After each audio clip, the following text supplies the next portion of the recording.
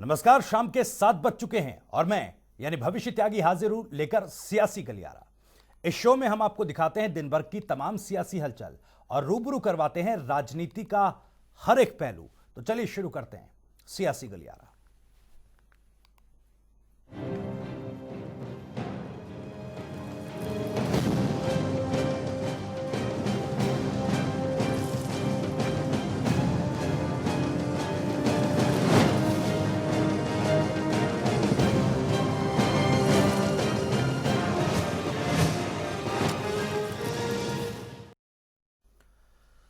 Haryana BJP के प्रदेश अध्यक्ष OP Dhankhar ने चंडीगढ़ में प्रदेश प्रवक्ताओं की बैठक बुलाई। बैठक में अंबेडकर जयंती पर होने वाले कार्यक्रमों पर बातचीत हुई, चर्चा की गई और कार्यक्रमों की रूपरेखा तय की गई। इस दौरान बताया गया कि सीएम सोनीपत में कार्यक्रम करेंगे। रिपोर्ट देखिए।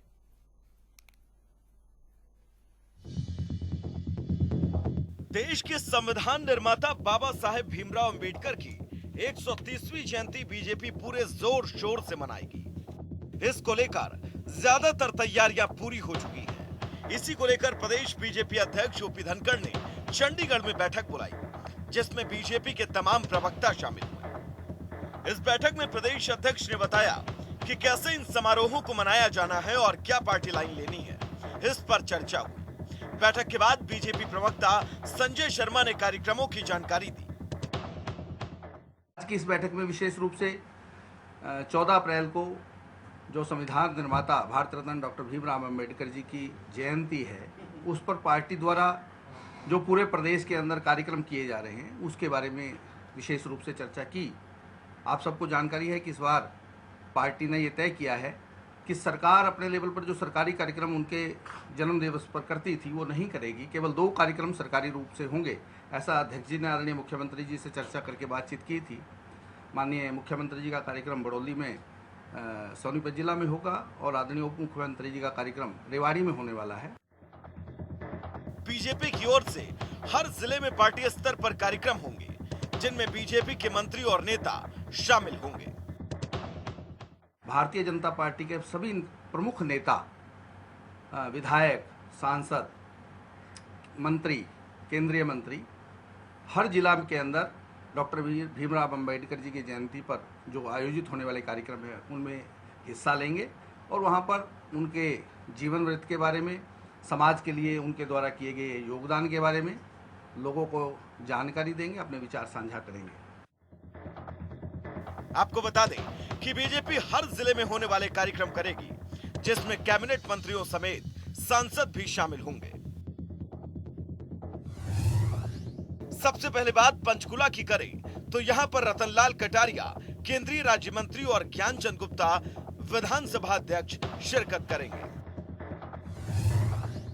अंबाला में रतनलाल कटारिया, केंद्रीय राज्य मंत्री, और अनिल विज, गृह मंत्री हरियाणा, मौजूद रहेंगे। यमुनानगर की बात करें तो यहां पर रतनलाल कटारिया और कंवरपाल गुर्जर मौजूद रहेंगे। कुरुक्षेत्र में सांसद नायब सैनी मौजूद रहेंगे। कैथल की बात करें तो यहां प्रदेश अध्यक्ष ओम प्रकाश धनखड़, कमलेश ढांडा, सांसद नायब सैनी मौजूद रहेंगे। करनाल में कंवरपाल गुर्जर और सांसद संजय भाटिया मौजूद रहेंगे।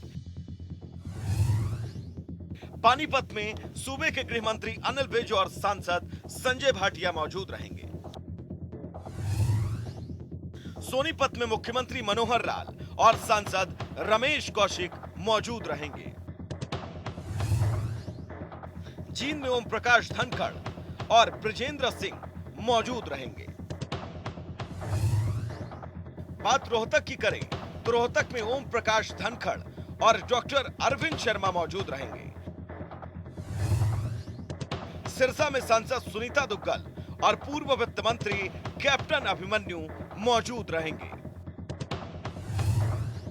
Ranbir Gangwa deputy speaker, JP Dalal cabinet मंत्री, ब्रजेंद्र सिंह सांसद, डीपी वत्स सांसद, कैप्टन अभिमन्यु पूर्व वित्त मंत्री हिसार में मौजूद रहेंगे। बात फतेहाबाद की करें तो फतेहाबाद में सांसद सुनीता दुग्गल, डीपी वत्स, भिवानी की बात करें तो ओम प्रकाश धनखड़, जेपी दलाल कैबिनेट मंत्री, चौधरी धर्मवीर सिंह सांसद मौजूद रहेंगे।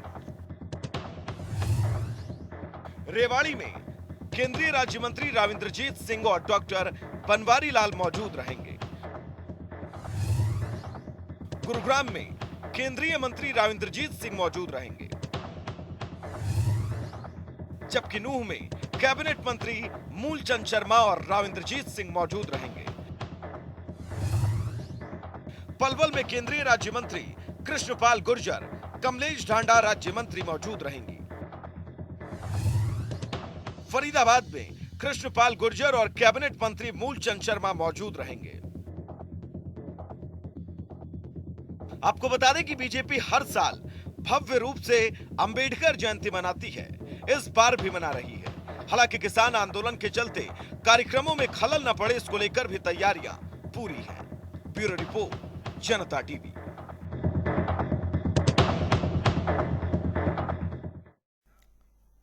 तो आपको बता दें कि प्रदेश अध्यक्ष ओपी धनखड़ ने यह बैठक बुलाई थी, जिसमें अंबेडकर दिवस पर किस तरह बीजेपी कार्यक्रम प्रदेश भर में करेगी, इसकी रूपरेखा तैयार की गई। तमाम जो पार्टी पदाधिकारी हैं उनको दिशा निर्देश दिए गए और एक पूरा खाका कार्यक्रम का तैयार किया गया है।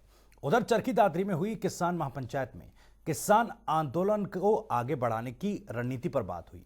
इसके अलावा महापंचायत में 8 बड़े फैसले लिए गए, जिनमें किसानों ने 4 प्रमुख लोगों पर भरोसा जताते हुए लेटर लिखने की बात कही।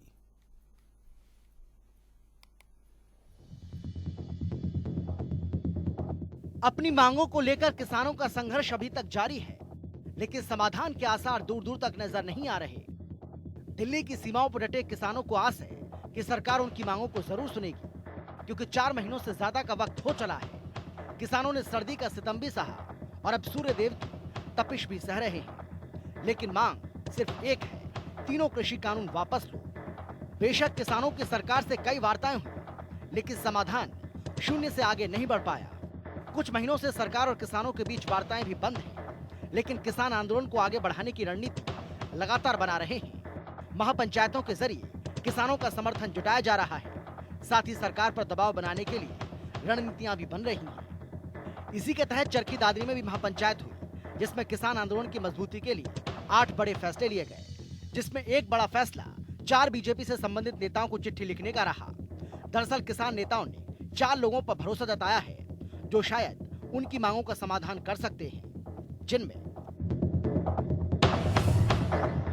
राज्यपाल सत्यदेव नारायण आर्य,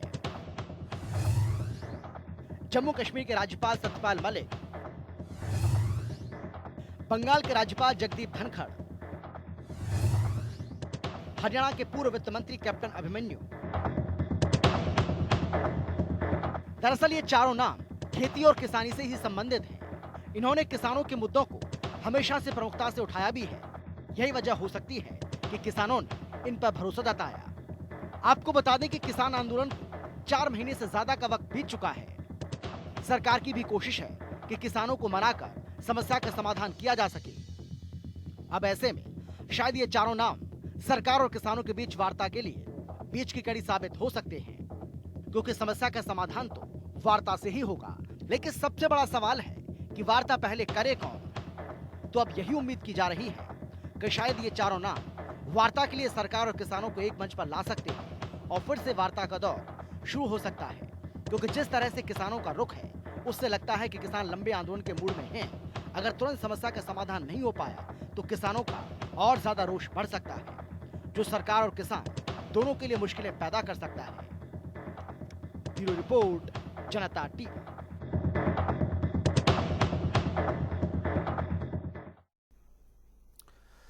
तो आपको बता दें कि ये महापंचायत किसानों की हुई है और इसमें किस तरह किसानों की समस्याओं का समाधान निकले, इस पर बातचीत हुई, रणनीति बनी, 4 नाम सुझाए गए और उन 4 लोगों को पत्र लिखा जाएगा कि बातचीत के लिए वो मध्यस्थता कर सकते हैं और उनसे बातचीत के बाद इस पूरे मसले का, किसानों की तमाम समस्याओं का हल निकाला जा सकता है।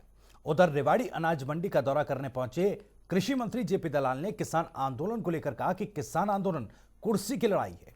कुछ पार्टियां किसानों के कंधों पर बंदूक रखकर सत्ता की लड़ाई लड़ रही हैं, जिन्हें किसान हित नहीं बल्कि सत्ता चाहिए। जेपी दलाल ने दावा किया कि आंदोलन में किसान शामिल नहीं है।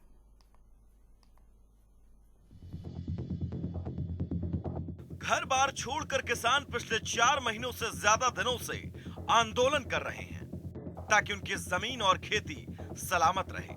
न सर्दी की फिक्र थी, न गर्मी की चिंता, लेकिन अपनी मांगों को लेकर किसानों का धरना लगातार उसी उत्साह से जारी है।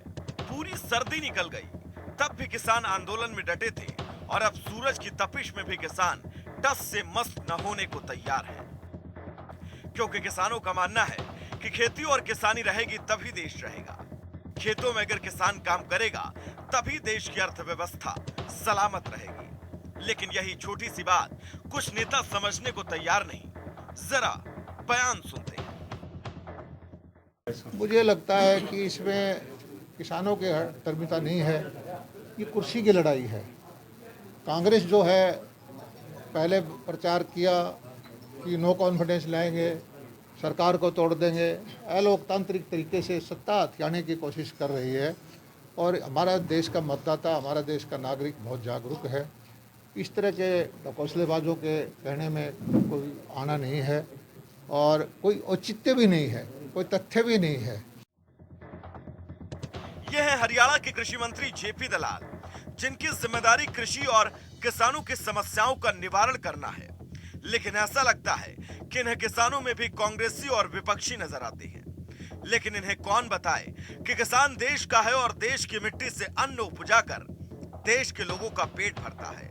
लेकिन अगर किसान भी कांग्रेस और बीजेपी करने लग जाए तो शायद देश के कई लोग भूखे ही रह जाएं। एक बार फिर सुनिए प्रदेश के कृषि मंत्री जी को, जो ये सोचते हैं कि किसान आंदोलन के पीछे कांग्रेस है।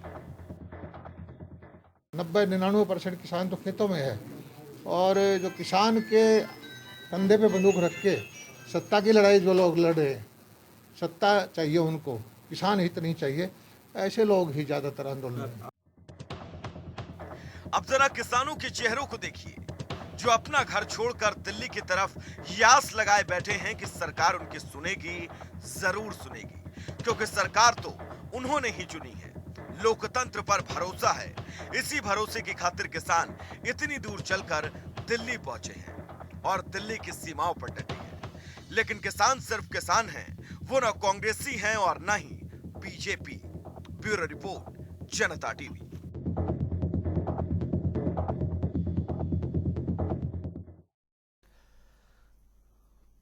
तो एक बार फिर से जब सूबे के मुख्यमंत्री और गृहमंत्री ये कह चुके हैं कि किसानों का आंदोलन शांतिपूर्ण तरीके से चल रहा है, लेकिन उसी बीच हरियाणा के कृषि मंत्री जेपी दलाल ने एक बार फिर से यही बयान दिया कि इस आंदोलन में किसान नहीं है। 90 से 99% किसान अपने खेतों में खेती कर रहे हैं। अब ये एक पॉलिटिकल स्टंट बनकर रह चुका है और पॉलिटिकल पार्टीज किसानों के कंधों पर बंदूक रखकर चलाना चाहती हैं। सीधे तौर पर जेपी दलाल ने कहा कि ये अब एक सत्ता की लड़ाई बन गई है। उधर इस पूरे मामले पर खाप नेता और विधायक सोमवीर सागवान ने कहा कि जिन 4 लोगों को भरोसा जिन पर जताया गया है, उम्मीद है कि किसानों की समस्या का समाधान जरूर होगा। और एक सबसे बड़ा महत्वपूर्ण फैसला हमने लिया कि हम 4 जो किसानी से जुड़े हुए हैं और चारों संवैधानिक पदों पर जिम्मेवारी के साथ बैठे हुए हैं, उसमें सतपाल मलिक जी, सत्यव्रत शास्त्री जी, सतदेव शास्त्री जी और जगदीप धनखड़ जी और कैप्टन अभिमन्यु, इन चारों को हमने अपनी तरफ से पंचायत से लेटर लिखेंगे। ये फैसला करा कि भाई हमारे आप किसानी से जुड़े हुए हो, किसानों के बारे में आपको नॉलेज है, इसलिए अपनी बात माननीय प्रधानमंत्री और गृह मंत्री से रख के इस समस्या का समाधान कराओ। 3 काले कानून वापस करके इस किसान की इज्जत के साथ विदाई करें। ये हमने उनके पास लेटर लिखने का फैसला भी लिया है। उधर फरीदाबाद नगर निगम का बहुचर्चित 200 करोड़ का घोटाला अब सरकार के लिए नाक का सवाल बन गया है। यही वजह है कि अब मुख्यमंत्री ने खुद इसमें हस्तक्षेप करते हुए जांच को तेज करने के आदेश दिए। इस घोटाला में जिन जिन अधिकारियों और नेताओं की संलिप्तता है, उसे लेकर हर पहलू पर जांच की जा रही है।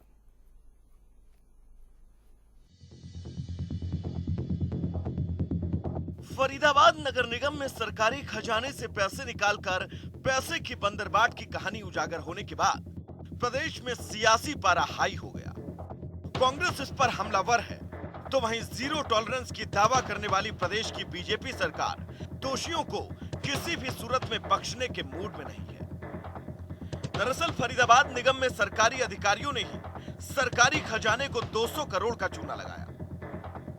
जांच रिपोर्ट में नगर निगम के कई बड़े अधिकारियों के नाम भी सामने आए, जिसके बाद खुद सीएम मनोहर लाल ने कहा कि आरोपियों पर विजिलेंस शिकंजा कस रही है। मुझे नहीं पता कि ये कितने समय पहले शुरू हुई क्या हुई, लेकिन जब से हमको ध्यान में आया है तब से विजिलेंस भी उसके ऊपर सारा शिकंजा कसे हुए है। अधिकारियों पर आरोप है कि इन्होंने मिलीभगत करके कई वार्डों के काम न होने के बाद भी फर्जी बिल बनाए और एक ही ठेकेदार की कई कंपनियों को पैसे ट्रांसफर किए। जांच रिपोर्ट में सीधे सीधे सरकारी धन पर डाका डालने तक की टिप्पणी भी की गई। इसके अलावा जांच रिपोर्ट में अधिकारियों पर कोई कार्रवाई न होने के चलते सबूतों से छेड़छाड़ की आशंका जताई गई।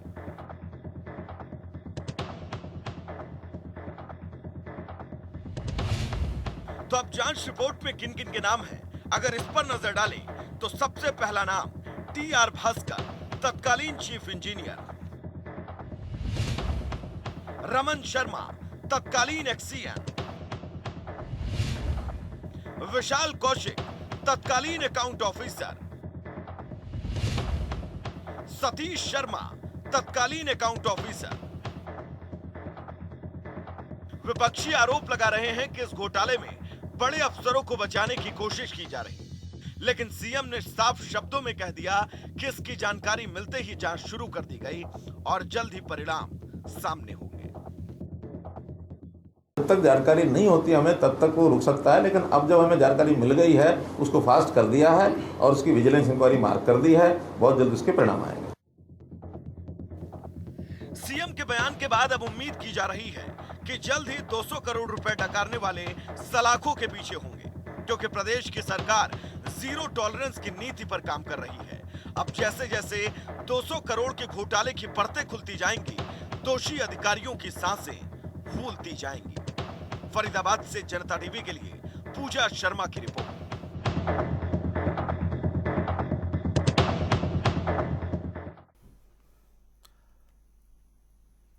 तो फरीदाबाद के नगर निगम में 200 करोड़ के इस घोटाले पर अब सीएम ने संज्ञान लिया है। दरअसल इस घोटाले के बाद सरकार पर भी सवाल उठ रहे हैं, सरकार की किरकिरी हो रही है और इसी को देखते हुए अब सक्रियता के साथ सरकार इस पूरे मामले की जांच करा रही है। फिलहाल यार एक छोटे से ब्रेक के लिए, लेकिन जनता टीवी पर खबरें जारी।